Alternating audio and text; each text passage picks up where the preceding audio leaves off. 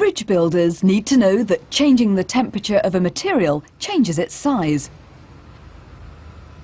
When solids get hotter, they expand. Here's a thick metal bar resting in a frame. Insert a cast iron pin through the hole at one end. Heat the bar for about 10 minutes. It expands and gets longer. Now tighten the nut to hold the bar in place as it cools. What will happen to the pin? As the bar cools, it contracts, it gets shorter. The increasing force on the pin eventually snaps it in two. Here's a metal ball and ring. At room temperature, the ball passes easily through the ring. Now cool the ring in liquid nitrogen.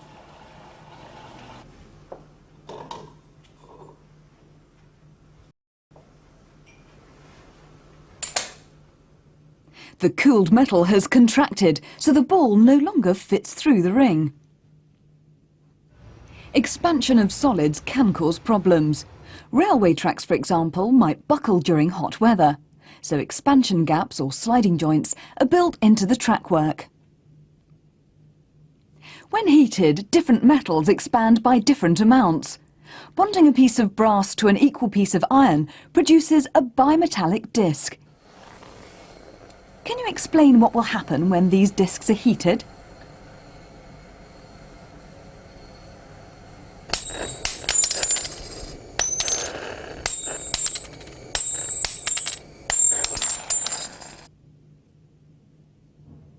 A candle is placed under a bimetallic strip.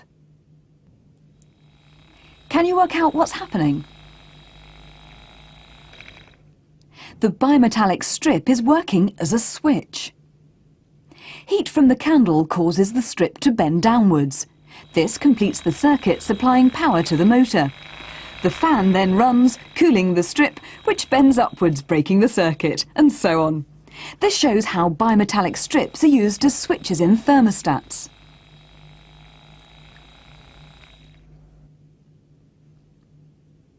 Liquids expand more than solids.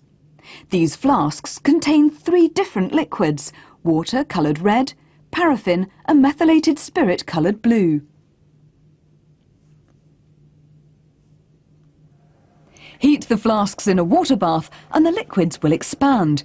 But will they all expand by the same amount? Methylated spirit on the right expands the most. A similar liquid is used in many lab thermometers. Why is it so suitable? Gases also expand when heated. This glass flask is full of cold air. Using your hands, warm the flask, dipping the end of the tube into some water. Bubbles soon begin to appear as air inside the flask expands, forcing its way out of the flask and into the water. Cool the flask and the water rises up the tube as the air inside contracts. This balloon is filled with helium gas. Cool it in liquid nitrogen and the gas contracts.